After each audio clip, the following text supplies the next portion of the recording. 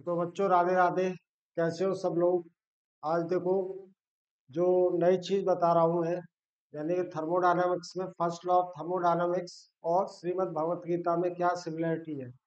मतलब first law of thermodynamics हम कह सकते हैं वो श्रीमद् भगवत गीता से ही लिया हुआ है, क्योंकि वेस्टर्न कंट्रीज में जितने भी साइंटिस्ट हुए, चाहे वो यूएस में या इंग्लैंड वगैरह में या जर्मनी में, उन सब ने श्रीमद् भगवत गीता बहुत अच्छे से पढ़ी। या हम ये कह सकते हैं कि जो हमारे जो वैदिक शास्त्र है, जो नॉलेज वाला है, पार्ट है बेसिकली, वो उन्होंने बहुत अच्छे तरह से अध्ययन किया। तो ये देखो कि यहाँ पर ये श्लोक है, श्री भगवान उवाच मत परतरम नान्यत् किंचिद अस्ति धनंजय मयि सर्वम इदम प्रोक्तम सूत्रे मणिगणा इव। तो इसका मतलब है कि हे धनंजय, मतलब भगवान श्री कृष्ण कह रहे हैं अर्जुन से। धनंजय कौन है? अर्जुन।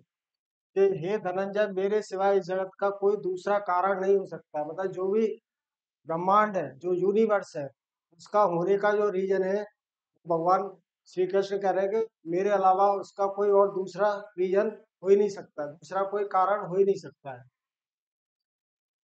मैं ही संपूर्ण संसार का महाकारण हूँ।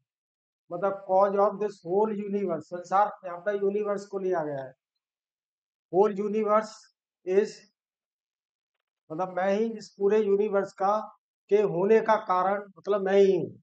जैसे मोती सूत के धागे की माला में पिरोए हुए होते हैं, वैसे ही ये संपूर्ण जगत मुझ में ही ओत पोत है।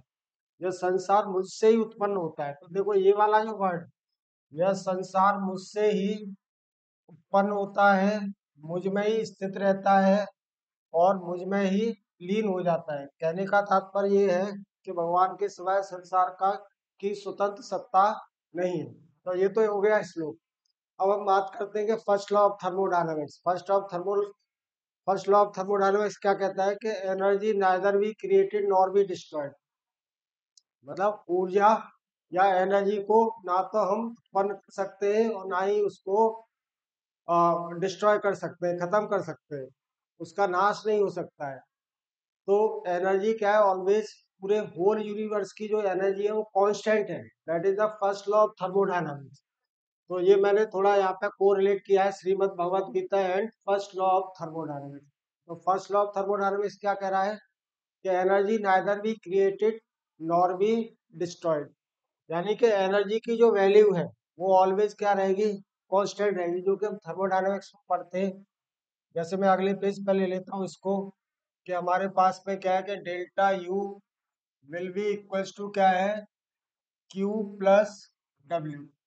यानी कि अगर मान लो कोई भी सिस्टम है हमारे पास में और जिस पर के हम थर्मोडायनामिक स्टडी कर रहे हैं, तो उसमें जो इंटरनल एनर्जी चेंज होगा छोटे से सिस्टम, मतलब वो सिस्टम क्या है कि एक माइक्रो सिस्टम भी हो सकता है और एक मैक्रो सिस्टम भी हो सकता है।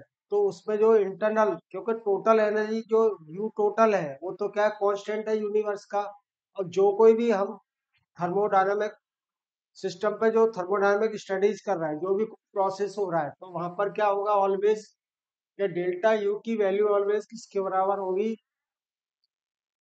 हीट गिवन और टू द सिस्टम और टेकन फ्रॉम द सिस्टम। वो साइन अलग अलग हो जाएंगे यहाँ पर। और डब्ल्यू क्या है? Work done on the system और work done by the system. अब देखो, अगर केमिस्ट्री की बात करते हैं हम, कि work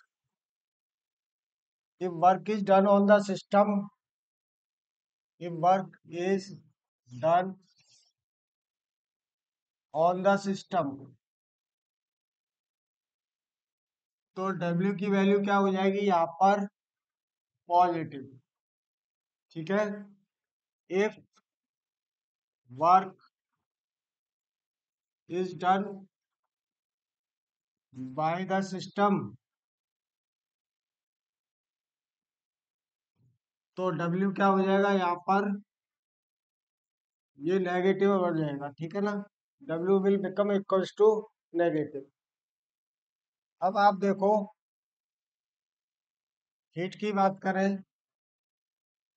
heat given to the system, given to the system will be a positive quantity।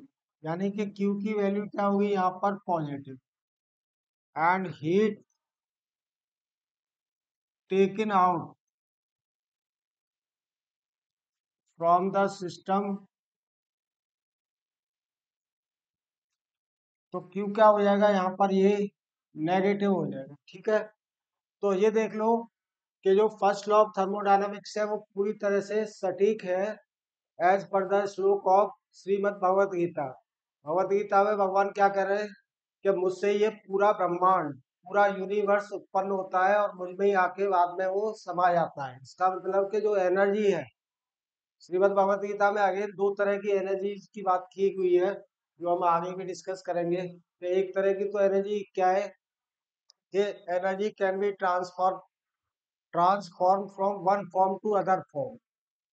ठीक है, और दूसरे तरह की जो एनर्जी है उसमें कोई भी चेंज नहीं आ सकता। मतलब ये श्रीमद् भगवत गीता में दो तरह की एनर्जीज की बात की गई है, लेकिन जो आज की जो साइंस है वो सिर्फ एक ही तरह की एनर्जी को भी पहचान पाई है। मतलब वो कहते हैं कि एनर्जी एक ही तरह की है, that energy can be converted और transform into the various form. अलग अलग फॉर्म में वो कन्वर्ट हो सकती है। मान लो एनर्जी का वर्क वर्क में भी कन्वर्ट हो रही है, हीट में भी कन्वर्ट हो रही है, या बहुत अलग तरह की न्यूक्लियर एनर्जी है, मैकेनिकल एनर्जी है, बहुत सारी तरह की एनर्जीज है हमारे पास।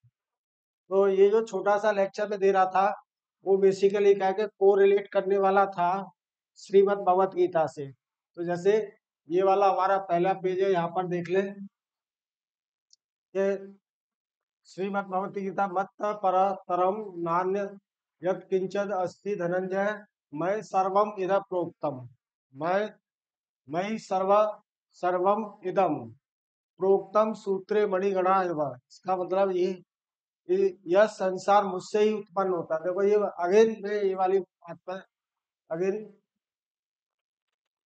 इसको कह रहा हूँ, यह संसार मुझसे ही उत्पन्न होता है, मुझ में ही स्थित रहता है और मुझ में ही लीन हो जाता है। मतलब जो यूनिवर्स का जो जनरेशन है, जो यूनिवर्स का जो कॉज है, ओरिजिन है, वो कहाँ से है, भगवान से ही है, और लास्ट में आकर के वो उन्हीं में जाके समा जाता है। ठीक है ना, तो चलो, ओके टू एवरीबॉडी, जय हिंद, जय भारत।